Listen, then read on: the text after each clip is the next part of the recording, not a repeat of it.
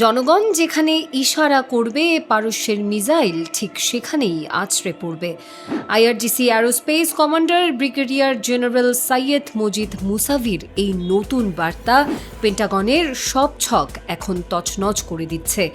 যখন Donald Trump একতরফা যুদ্ধবিরতি বাড়ানোর নাটক করছেন, ঠিক তখনই ট্রিগারে আঙুল রেখে চূড়ান্ত নির্দেশের অপেক্ষায় পারস্যের বীরেরা। মঙ্গলবার ইরানের প্রতিটি শহরের মোড়ে মোড়ে বেজে উঠল এক অকুতোভয় সেনাপতির রেকর্ড করা বার্তা।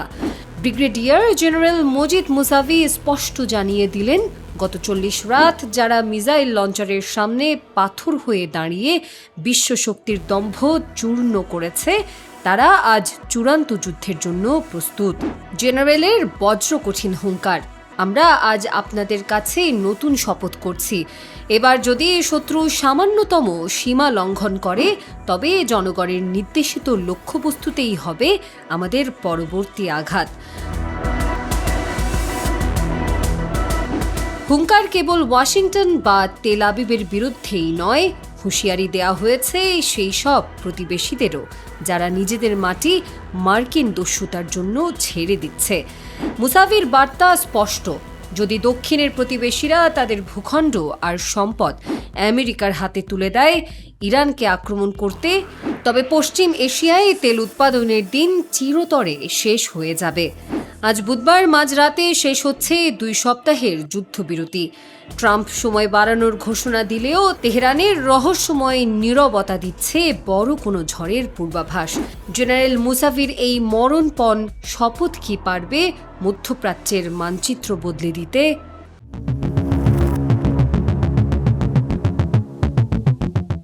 মধ্যপ্রাচ্যের আকাশে আবারও জমেছে কালো মেঘ।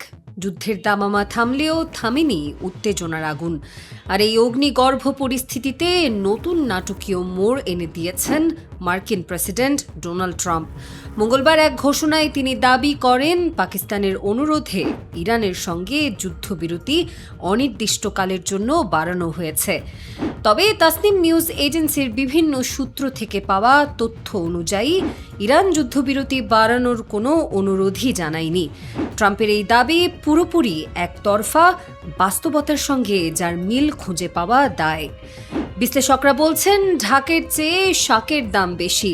যে যুদ্ধ এত ঢাকঢোল পিটিয়ে শুরু হয়েছিল তার ফল এখন শূন্যের কোঠায়।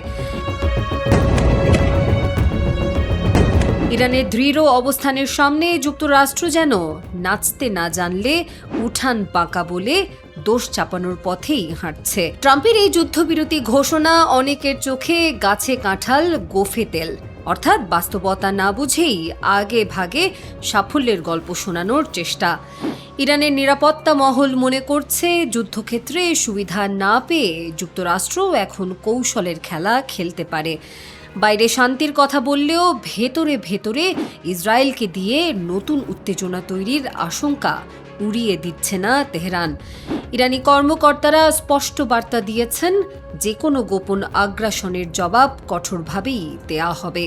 যুক্তরাষ্ট্র যদি মনে করে চাপ সৃষ্টি করে ইরানকে নত করা যাবে, তাহলে তা হবে আকাশকুসুম কল্পনা।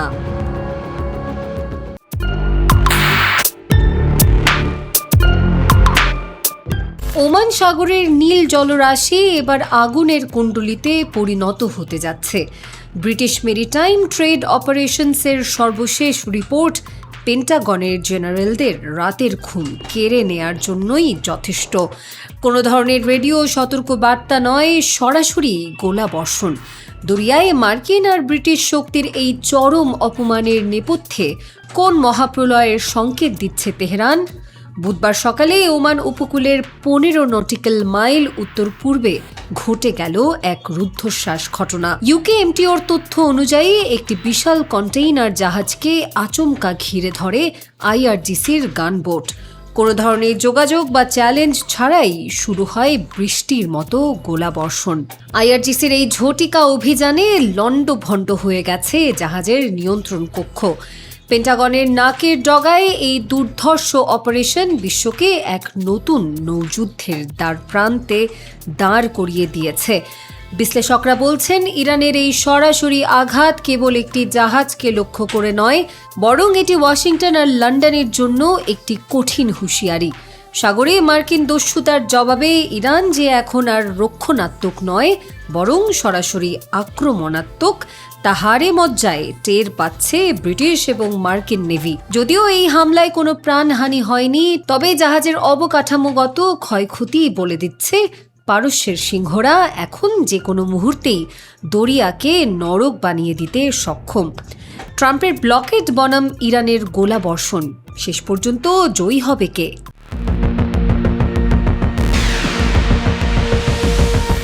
সুপার পাওয়ার আমেরিকার নৌ অবরোধ এখন শুধুই কাগুজে বাঘ।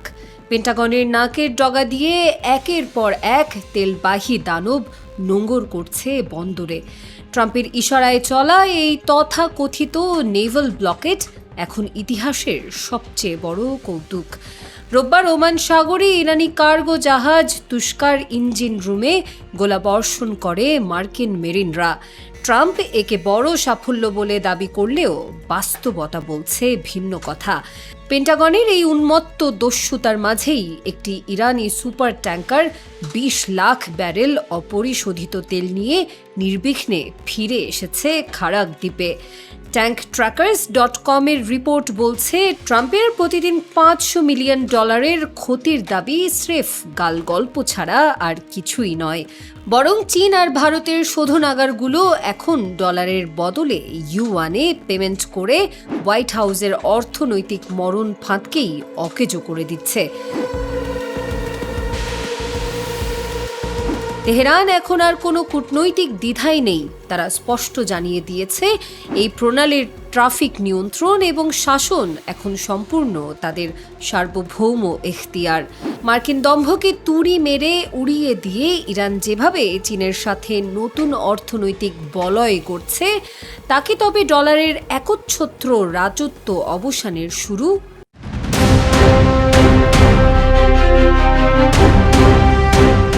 ইরান ইস্যুতে আমেরিকার তথাকথিত আন্তরিকতা এখন স্রেফ এক বড় কৌতুক। চীনের পররাষ্ট্র মন্ত্রণালয়ের সর্বশেষ রিপোর্টে কেন কাঠগড়ায় তোলা হলো হোয়াইট হাউসকে?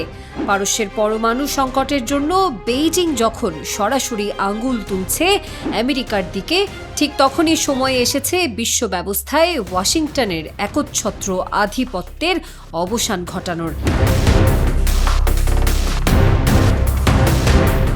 এনটিপি বা পারমাণবিক অস্ত্র বিস্তার রোধ চুক্তির বাস্তবায়ন নিয়ে প্রকাশিত এক জাতীয় রিপোর্টে বেইজিং সাফ জানিয়ে দিয়েছে, ইরান সংকটের মূল হোতা খোদ যুক্তরাষ্ট্র।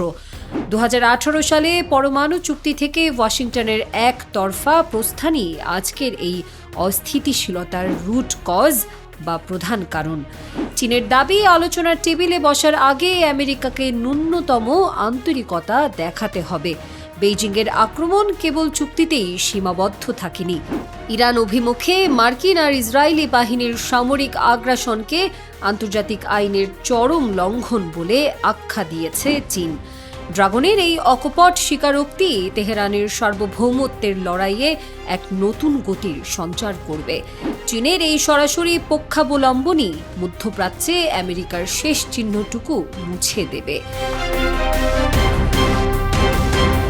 বেইজিংয়ের শর্ত মেনে কি তবে নতি স্বীকার করবে ওয়াশিংটন, নাকি জেদের বশবর্তী হয়ে ধ্বংস করবে বিশ্বশান্তি?